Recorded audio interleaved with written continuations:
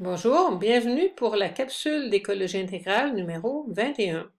Aujourd'hui, nous allons regarder comment les changements climatiques bouleversent la vie des petits paysans. Commençons par donner la parole à l'un d'entre eux, Monsieur Amadou Diarra, qui est paysan au Mali. C'est un petit producteur de céréales qui cultive le maïs, le sorgho, le mil et le riz. Et c'est aussi quelqu'un qui fait de l'éducation populaire auprès de ses confrères et consoeurs paysans et paysannes. Il note depuis quelques années une diminution de la quantité d'arbres et d'arbustes qui poussent chez lui, et aussi des changements importants dans la pluviométrie. Auparavant, il pouvait compter sur une saison des pluies qui commençait en mai et qui s'étendait jusqu'en octobre. Et maintenant, il faut attendre souvent jusqu'à la mi-juin ou même jusqu'en juillet pour que les pluies arrivent. Donc, ça rétrécit beaucoup la saison de culture, ce qui n'est pas sans causer de graves problèmes. Il note aussi qu'il y a une diminution de la fertilité des sols et de l'érosion. Donc, c'est toute la production agricole qui s'en ressent. Donnons la parole maintenant au pape François, au numéro 25 de son encyclique Laudato Si. Beaucoup de pauvres vivent dans des endroits particulièrement affectés par des phénomènes liés au réchauffement, et leurs moyens de subsistance dépendent fortement des réserves naturelles et des services de l'écosystème comme l'agriculture, la pêche et les ressources forestières. Ils n'ont pas d'autres activités financières ni d'autres ressources qui leur permettent de s'adapter aux impacts climatiques, ni de faire face à des situations catastrophiques, et ils ont peu d'accès aux services sociaux et à la protection. Donc, ces gens-là dépendent vraiment de leur travail de la terre et des conditions qui font que cette terre-là peut produire leur nourriture. L'agriculture est d'ailleurs un processus ou un système qui est responsable d'importantes quantités de gaz à effet de serre. On calcule que la production comme telle est responsable à l'échelle mondiale d'environ 13% des gaz à effet de serre. Si on ajoute aussi tous les intrants, c'est-à-dire tous les engrais, les pesticides, les combustibles pour alimenter la machinerie qui produit toutes ces denrées alimentaires, on va jusqu'à 30-32%.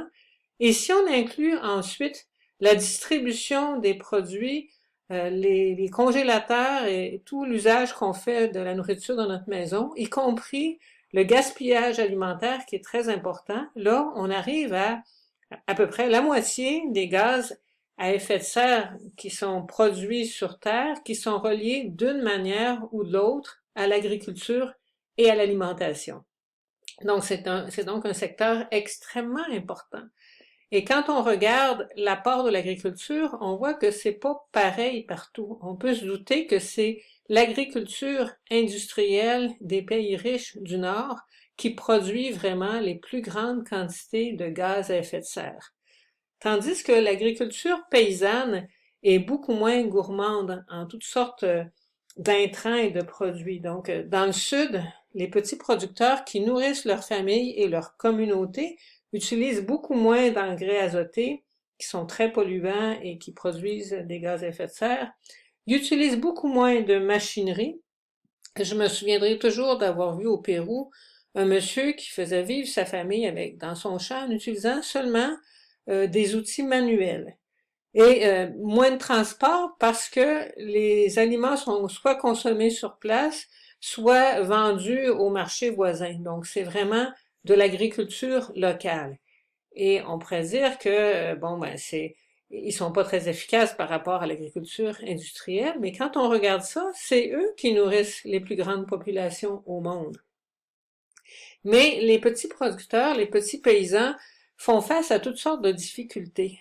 L'agriculture industrielle, qui est la propriété souvent de grandes compagnies, en tout cas dans certains pays, essaie de gruger constamment leurs terres. Ils sont victimes, dans le fond, d'un modèle économique injuste. Et là, je prends des données que j'ai trouvées chez Développement Épais qui montrent un peu comment fonctionne la pyramide agro-industrielle.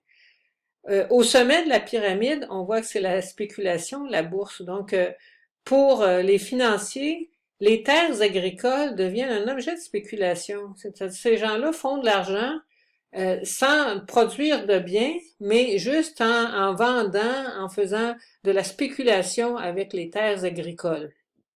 Et ils sont aussi reliés à tout un système qui envoie la nourriture à l'autre bout du monde.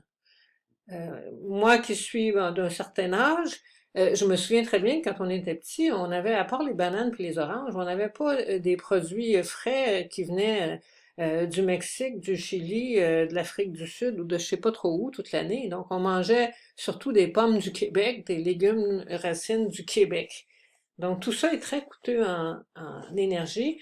La machinerie lourde qui a constamment grossi est devenue plus puissante. Les organismes génétiquement modifiés qui viennent avec tout un lot de pesticides, ça fonctionne vraiment ensemble. Quand on rentre dans la culture de ces semences-là, ça prend les herbicides qui vont avec, ça prend tous les autres pesticides qui vont avec. Donc, c'est tout un système qui est fait pour enrichir les fabricants de ces intrants-là. Et on sait que la façon de produire, c'est de l'élevage intensif, qui est pas toujours respectueux de la vie des animaux. Et on a tendance à mettre la même plante sur d'immenses surfaces, d'immenses champs de maïs, d'immenses champs de soya, donc qui sont plus vulnérables aux insectes. Donc, ce qui est un espèce de cercle vicieux, parce qu'on va avoir besoin de plus de pesticides pour contrôler les problèmes. Et à la base, c'est peut-être la ligne qui nous intéresse le plus. À la base, cette façon de produire, cette façon de détourner les raisons d'être de l'agriculture, qui sont de nourrir le monde, de détourner jusqu'à un certain point ces fonctions-là vers le profit de grosses compagnies, ça vient détruire le sol, ça vient polluer, ça vient injecter toutes sortes de produits chimiques qu'on absorbe, et au niveau des pays du Sud, ça vient détruire la petite paysannerie locale qui, elle, nourrit le vrai monde de ces coins-là. Ça fait un portrait assez sombre tout ça. Est-ce qu'il y a des lueurs d'espoir? Oui, bien sûr, parce qu'il y a des gens qui s'organisent pour revendiquer leurs droits ou pour changer la situation. Je donne un exemple, celui des paysans sans terre, le mouvement des sans terre du Brésil, qui existe depuis 1984 et qui est soutenu par Développement et Paix. En 25 ans, il y a quand même eu des acquis. Il y a 350 000 personnes qui sont dans ce mouvement-là. Et en 25 ans, elles ont pu réussir à obtenir 25 millions d'hectares de terres agricoles. Et aussi, elles ont créé, ces personnes-là, beaucoup de coopératives agricoles. Donc, il y a quand même des pas qui sont faits. La semaine prochaine, on continuera un peu dans le même sens en parlant des femmes qui sont les premières victimes des changements climatiques. Les femmes qui sont d'ailleurs très engagées en agriculture vivrière.